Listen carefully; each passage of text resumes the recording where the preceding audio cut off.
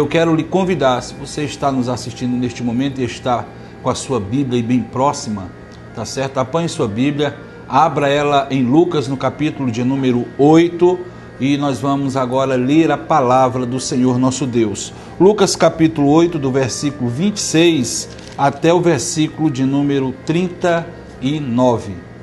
Nos diz assim a palavra do Senhor: E navegaram para a terra dos Gadarenos, que está de fronte da Galileia.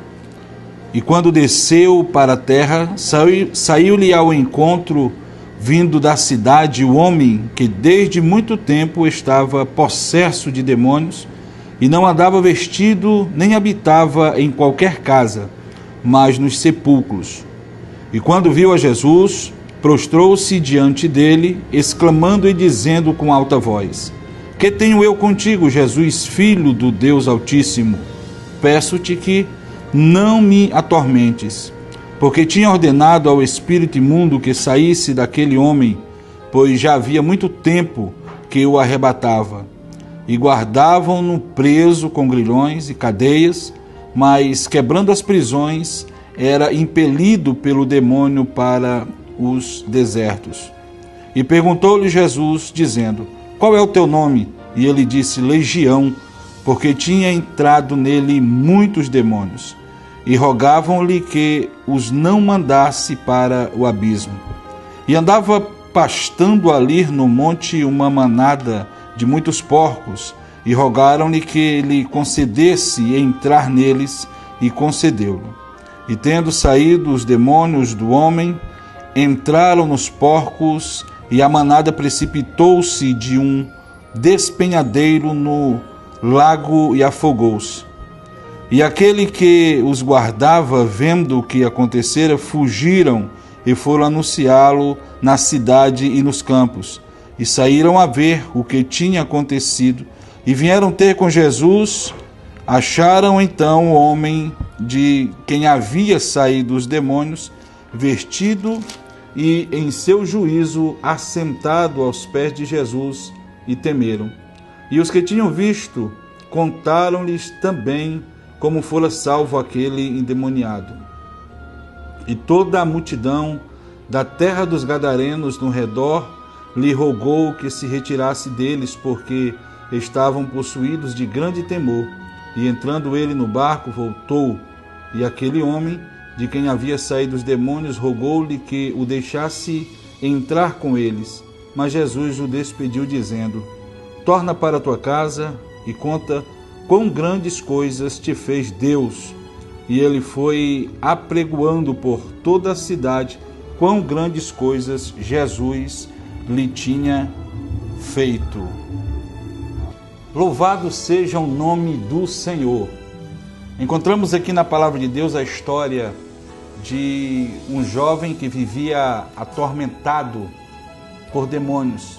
Legiões de demônios, diz a palavra do Senhor. Nós queremos aproveitar este momento que nós temos no programa e queremos lhe falar a respeito de algo que Deus fez e continua fazendo na vida daquelas pessoas que se entregam a Ele, daquelas pessoas que permitem com que Ele haja, dirija, né, a sua vida, o seu caminho, enfim. Nós queremos lhe falar também, assim como o pastor Carlos vem falando há algum tempo, sobre salvação, a redenção de um homem, a regeneração de um homem. Não existe nada impossível para Deus e ninguém ruim ao ponto de que o Senhor não possa abençoar, transformar. E é sobre isso que nós queremos falar nesta manhã. A expressão redenção, ela fala do ato de soltar, né? A soltura de um escravo. Isso ocorria no primeiro século. A soltura mediante a um pagamento, ao pagamento de um preço.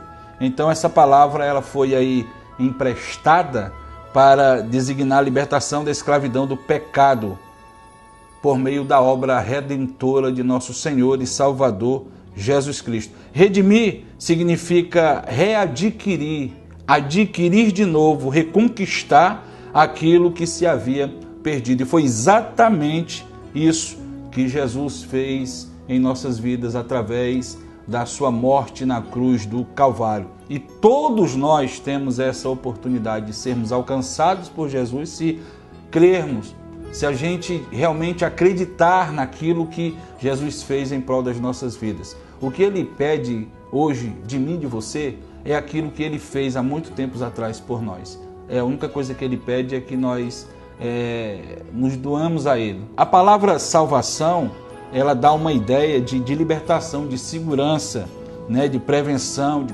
cura. Ela dá uma ideia de perfeição, né? Note que quando uma pessoa, ela, por exemplo, ela está morrendo afogada e alguém ajuda ela, a primeira expressão dela é: alguém me salvou, né? Então, salvação fala de tudo isso. E aí a salvação, nós podemos ver pelo menos aí 3 significados importantes para essa palavra salvação, ou a palavra redenção, que no grego ela quer dizer agarazo, que significa comprado no mercado, o que estava exposto e sujeito à sentença. Lá em Romanos capítulo 7, no versículo 24, a Bíblia diz: miserável homem que eu sou, quem me livrará do corpo desta morte? Miserável homem que eu sou, quem me livrará do corpo desta morte? Jesus me livrou, Jesus lhe livrou, Jesus quer livrar ainda muitas e muitas pessoas do corpo desta morte. Exagorazo significa comprado, retirado do mercado e não deixado mais exposto à venda. Foi o que aconteceu com as nossas vidas, né? O Senhor nos comprou e pagou o preço, e nós não podemos mais agora ser comprados por ninguém, porque já temos um dono. Jesus já pagou o preço, Jesus rasgou a promissória, a nossa promissória, aquilo que nós devíamos por conta do pecado que entrou no mundo através do primeiro homem, de Adão, né? O Senhor pagou esse preço pelas nossas vidas e nós não devemos mais nada a não ser o amor ao Senhor. Devemos servir e seguir ao Senhor e fazer isso com alegria. Por quê? Porque Ele nos salvou, Ele nos libertou, Ele nos transformou. Lá em Gálatas 3,13 diz: Cristo nos resgatou da maldição da lei, fazendo-se maldição por nós, porque escrito está: maldito todo aquele que for pendurado no madeiro. Então Ele se fez maldito para que, através desta obra, pudesse nos libertar, nos livrar. Gálatas capítulo 4, versículo 4 e 5 diz assim: mas vindo a plenitude dos tempos, Deus enviou seu Filho, nascido de mulher, nascido sob a lei, para remir os que estavam debaixo da lei, a fim de recebermos a adoção de filhos. Então, foi isso que o Senhor fez por nossas vidas. Uma outra expressão que fala sobre redenção, uma outra palavra grega é lutro, que significa desamarrar ou soltar. Lá em Romanos capítulo 8, versículo 22 e 23, a palavra de Deus diz: porque sabemos que toda a criação geme e está juntamente com dores de parto, até agora. E não só ela, mas nós mesmos que temos as primícias do Espírito também gememos em nós mesmos, esperando a adoção, a saber, a redenção do nosso corpo.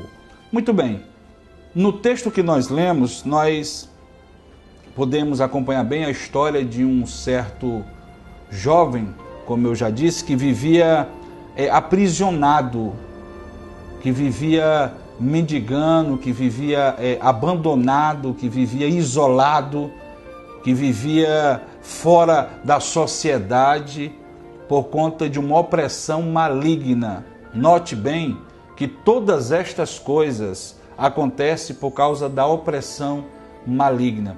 Mas, como eu já disse e repito, não existe ninguém com um pecado tão grande, não existe ninguém tão errado, não existe ninguém com tantas falhas que o Senhor não possa abençoar, que o Senhor não possa transformar, se essa pessoa se entregar ao Senhor.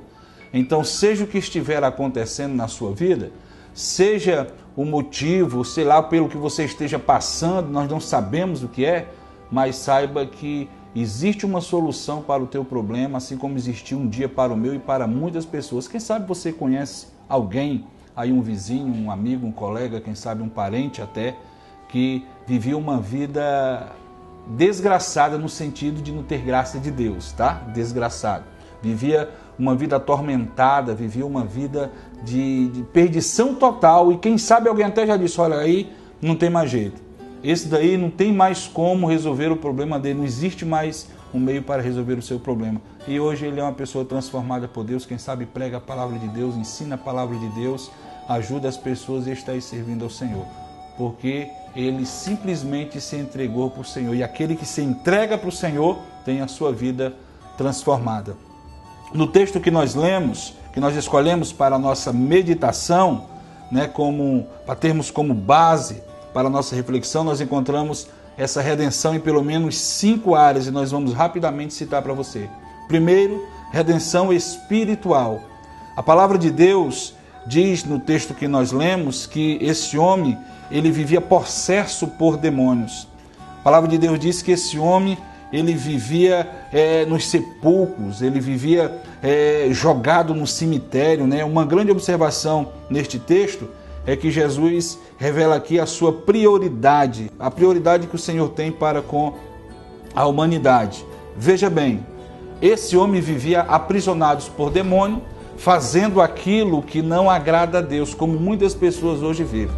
Só que a maior preocupação de Deus para a minha e a sua vida, ela não está, observe bem o que eu vou lhe falar, não está em lhe curar, quem sabe, de um câncer, quem sabe de uma doença bem grave aí, né? O mundo está cheio de pragas, de doenças que têm ceifado a vida de pessoas, mas o objetivo principal de Deus, de Cristo, não é curar logo, de imediato, o nosso corpo físico. Eu não estou dizendo que ele não cura, eu estou dizendo que esse não é o principal objetivo. O principal objetivo do Senhor é salvar a nossa alma, a nossa libertação, fazer com que a gente volte-se a Ele, retome aquela comunhão, pois fomos criados para adorar ao Senhor, e por conta do pecado que vive no meio da sociedade, nós nos distanciamos dele.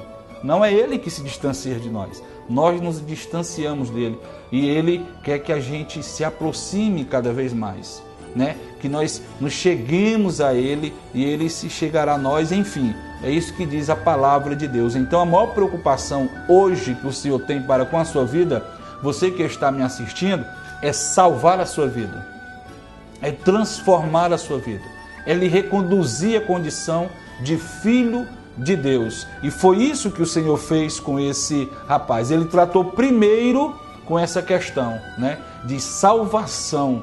Ele tratou primeiro com essa questão de libertar ele da opressão maligna, para que ele possa, de repente, voltado para Deus agora, viver uma vida totalmente transformada. E daí para frente, o Senhor vai agir de forma poderosa, de forma gloriosa, como você vai ver através desse texto que nós lemos. Então a redenção espiritual é a primeira que o Senhor quer operar na nossa vida. E depois vem a redenção moral.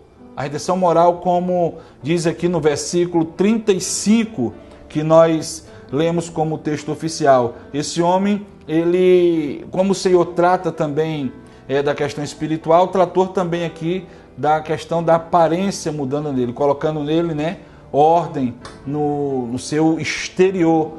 A Bíblia diz que quando os homens vieram para ver o que tinha acontecido, acharam esse homem vestido, mas o texto diz que ele andava sem vestimenta.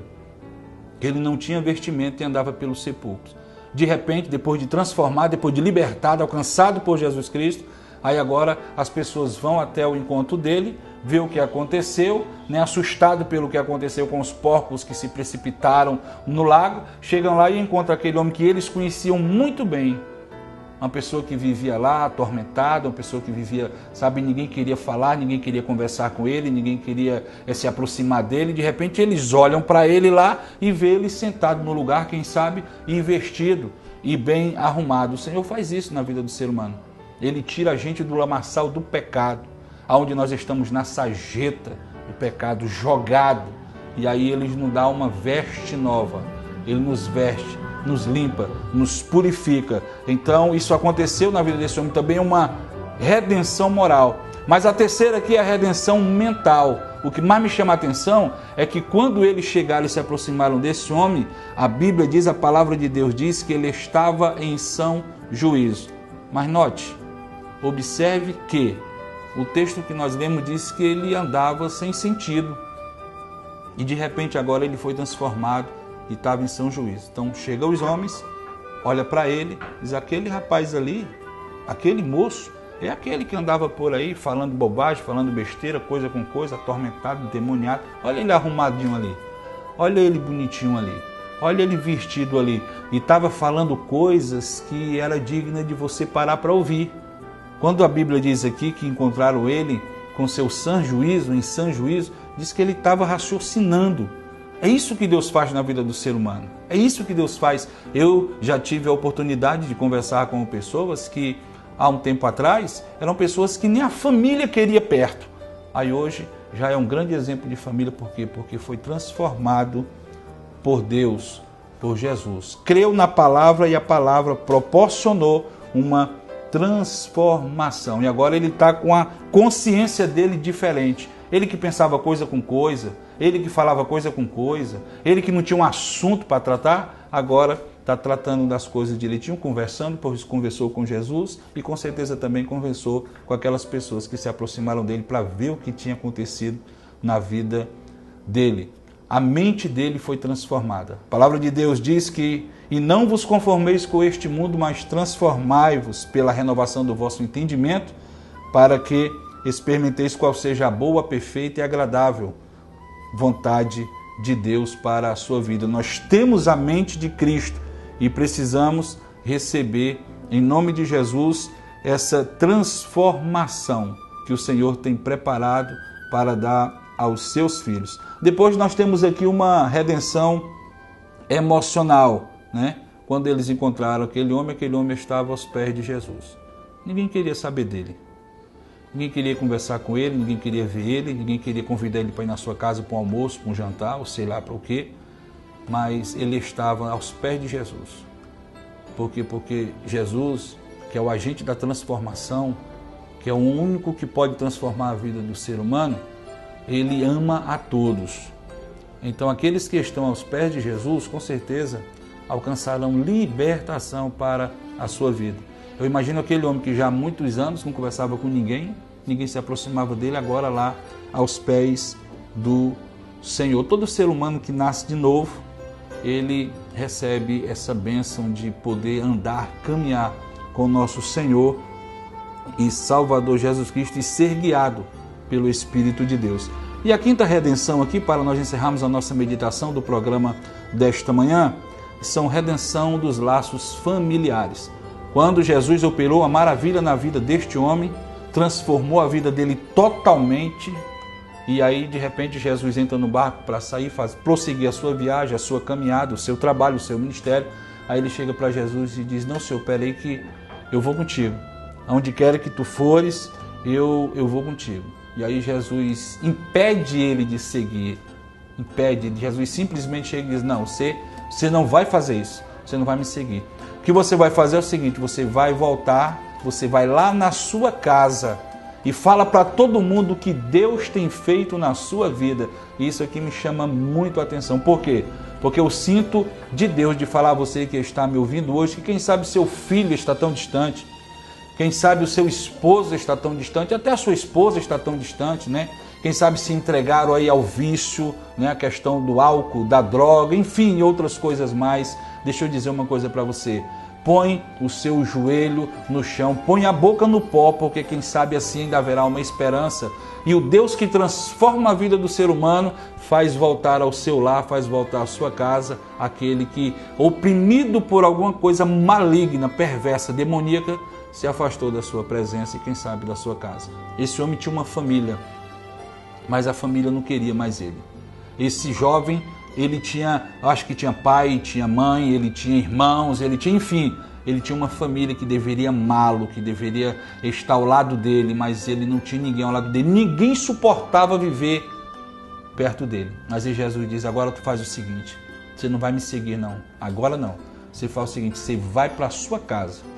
Chega lá na sua casa, você diga: o quão grandes coisas Deus tem feito na sua vida, e foi isso que ele fez. Ele foi lá e divulgou e virou um grande pregador do Evangelho, pelo menos para a sua família, que nós encontramos no texto bíblico um amparo para falar isso, que ele foi e anunciou para a família aquilo que Deus tinha feito na vida dele. Agora, para encerrar, imagine se você puder contemplar, quem sabe, uma pessoa saiu da sua casa e voltando agora, né, na sua sã consciência, né, saiu demoniado, saiu, quem sabe, falando coisa com coisa, saiu sem sentido e de repente transformado por Deus. Eu quero lhe dizer uma coisa, em nome do Senhor Jesus, creia na palavra do Senhor, porque a palavra de Deus é quem transforma a vida do ser humano. Você não pode receber essa transformação por nada nessa vida, a não ser pela palavra do Senhor. Então entrega o teu caminho ao Senhor e confia nele, o demais Ele fará.